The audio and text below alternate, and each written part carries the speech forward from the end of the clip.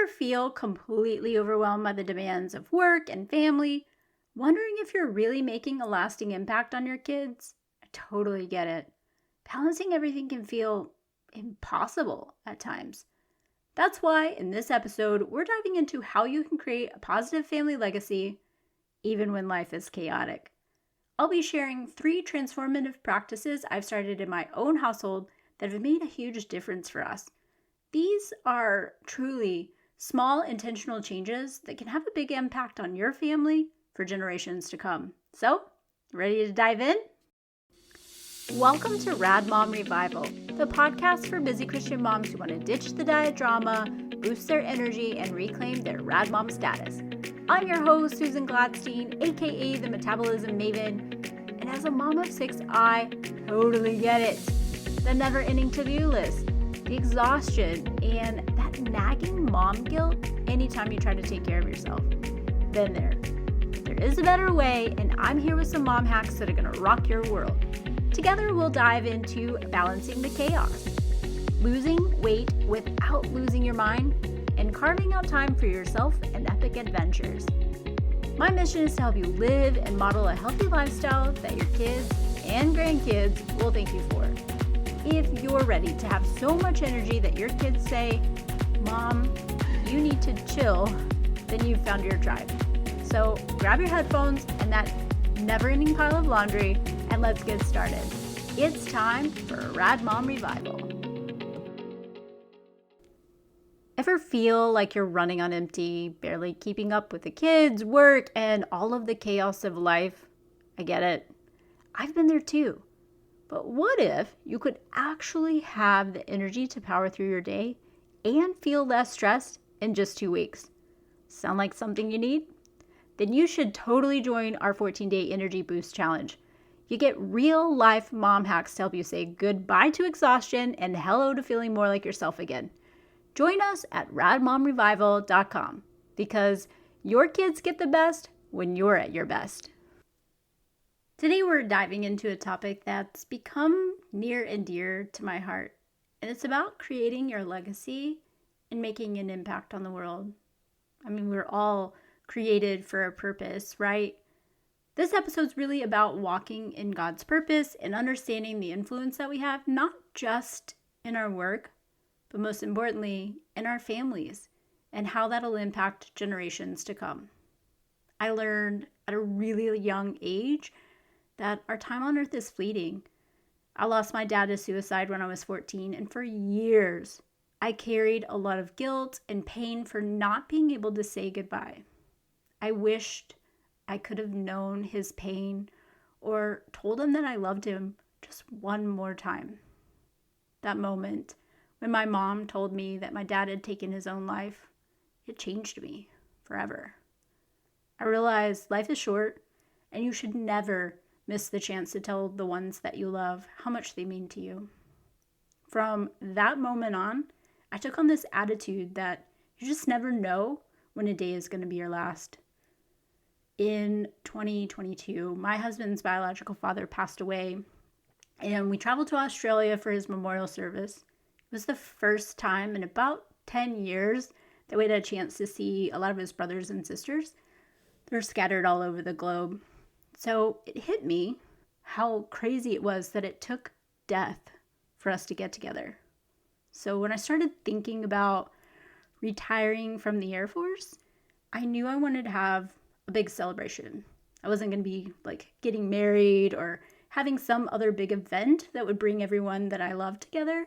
And knowing that I didn't want the next time all of my friends and family were gathered was at my funeral, I decided to throw a huge party.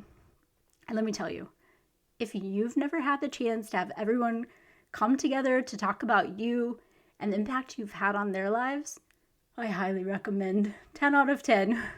And while I was mostly just wanting an excuse to see and love on all the people that it had impacted my life, I wasn't actually prepared for how the things people said about me would impact my kids and all the other people that were in attendance. My sister gave this beautiful speech, and several people came up to me after and even It's been months after, and people are still coming up and talking to me about it and how it impacted their lives. So many of them said it was just like a sermon or being at church that really spoke to their heart. But I'll tell you, when my son, who's 21, came to me afterwards with tears in his eyes and said, "Wow, Mom, all these people said so many things about you, and I just see you as my mom." Even my older daughter, who's 18, who was also in tears, and she is never emotional about anything, she just kept saying, "I'm so proud of you." I mean, it kind of like makes me emotional thinking about it now, because of course, as moms, that's what we want, right? To influence and impact our kids. Sometimes we may not know if what we're doing is getting through to them, and a lot of times it can be super frustrating.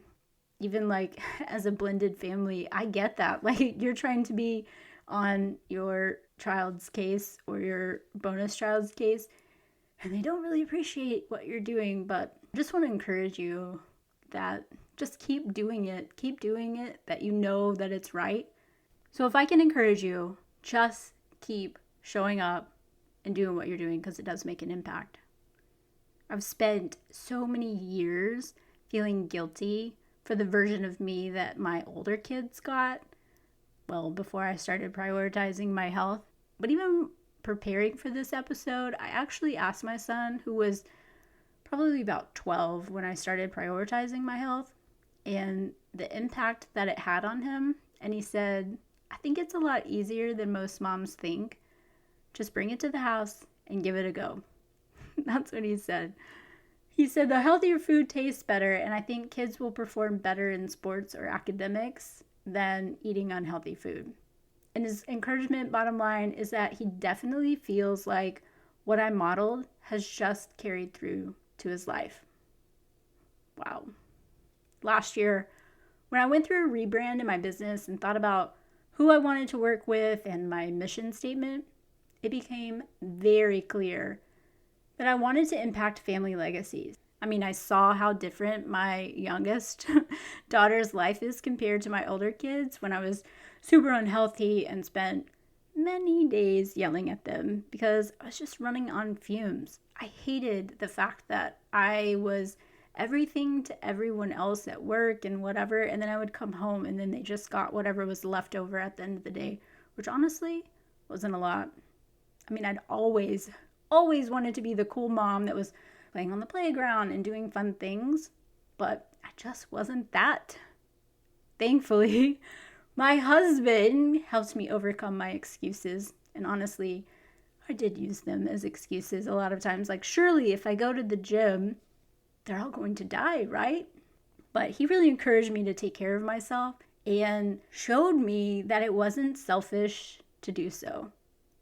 I think that's one thing that it makes me so upset about our culture now, especially for women, is that we think that taking care of ourselves is selfish.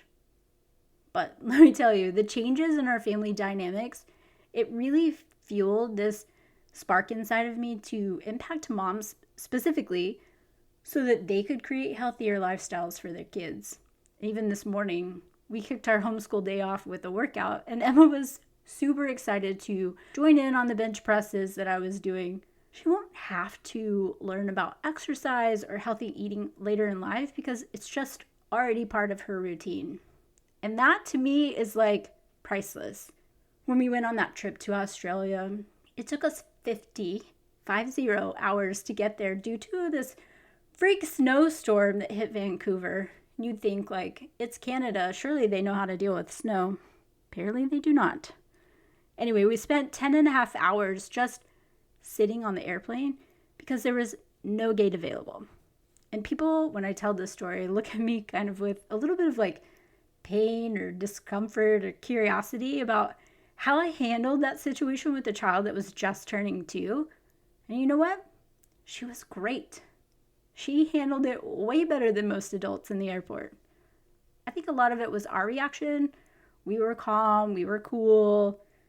We were, obviously eating healthy, so we weren't loading up on sugar, which I did see some kids behind us in the plane that were eating a lot of sugar and they were just losing their ever-loving minds.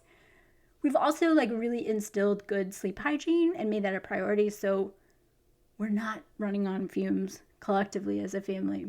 But I honestly don't think that her reactions or her behavior should be an oddity.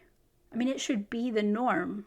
And that's my mission, to make it the norm. And I believe that it starts with how moms handle or model healthy behaviors. So I want to challenge you to really stop and think about your legacy. In particular, what are people saying about you? What will your kids say about the parent that you are? Now, don't get me wrong. I know we're all going to make mistakes and we're all probably going to mess up our kids in some way. But I really believe that if you're intentional about what you want to create, it makes a huge difference. Even the Bible talks about this in Proverbs 22:6. Start children off in the way they should go, and even when they are old, they will not turn from it. Now, obviously, this verse highlights the importance of nurturing children in the ways of God. By investing in their spiritual development, we can really set them up for a lifetime of walking with God and ensuring that our legacy of faith continues. But I also think that we can apply this to the healthy habits that we create as a family. If we're investing in their health and wellness, we can set them up for a long, healthy life and one that's going to impact generations to come. We can also take some inspiration from the Proverbs 31 woman. She speaks with wisdom, and faithful instruction is on her tongue. She watches over the affairs of her household and does not eat the bread of idleness. Her children arise and call her blessed, her husband also, and he praises her. This really paints this picture of a virtuous woman whose wisdom and diligence blesses her family. A mother's role is not just to manage the household, but really to provide spiritual guidance and love, creating a nurturing environment where her children can thrive. In thinking through your own family legacy and how you want to impact future generations, I'd love to share 3 things to help put this idea into action. Number 1, create a family mission statement. It really helps clarify your family's values and goals, providing a shared vision and direction. It even serves as this constant reminder of what your family stands for and aims to achieve. I recommend setting aside a dedicated time to just sit down with your family. You can make it a special occasion by having a meal or fun activity beforehand and talk about the values that are important to each family member. These might include faith or kindness, generosity, hard work, or any of the other principles that resonate with your family. Collectively write a mission statement that incorporates these values and goals. I recommend keeping it concise and meaningful. Maybe, for example, our family strives to live by faith, love others as Christ loves us, and serve our community with joy. Print it out, frame it, place it in a prominent location in your home where everyone can see it regularly. I found this to be a particularly useful conversation to have with my husband, especially because we blended 2 families together and the other parents didn't necessarily align with our values and what we were doing in our own household. I mean, it's tempting to think that you should just give in and avoid the confrontation of opposing attitudes, but having the mission statement and a set of values really kept us grounded, and it also helped us say no to things that weren't in alignment with our mission and value statements. Number 2, establish a family devotion time. Regular family devotions can foster this habit of spending time in God's Word together. It can really strengthen the family's spiritual foundation and create a routine that centers around faith. Choose a consistent time each week for these devotions. It could be a Sunday evening or a weekday morning before school. And it doesn't have to be lengthy. A 15-20-minute session that includes reading a Bible passage, discussing its meaning, and praying together can be super impactful. You can use devotional books, a family Bible study guide, or even online resources to help guide your family time together. The YouVersion Bible app has family-friendly devotions that can be easily integrated into your routine. And I'll be honest, this one's been a bit more of a challenge for our family given our military and work schedules and even our parenting schedule times with our kids, varying over the years. But now that we're homeschooling, I've really implemented this into our daily study, and we bring my husband in on it, when he's home. And now that the older kids are driving and out on their own, we try to arrange weekly meetups for church services, and then we share a meal afterwards to discuss the lesson more in depth. Number 3, family volunteering in the community. Volunteering as a family can really strengthen bonds. It teaches the importance of giving back and creates this shared experience that really reinforces the values of empathy, kindness, and community.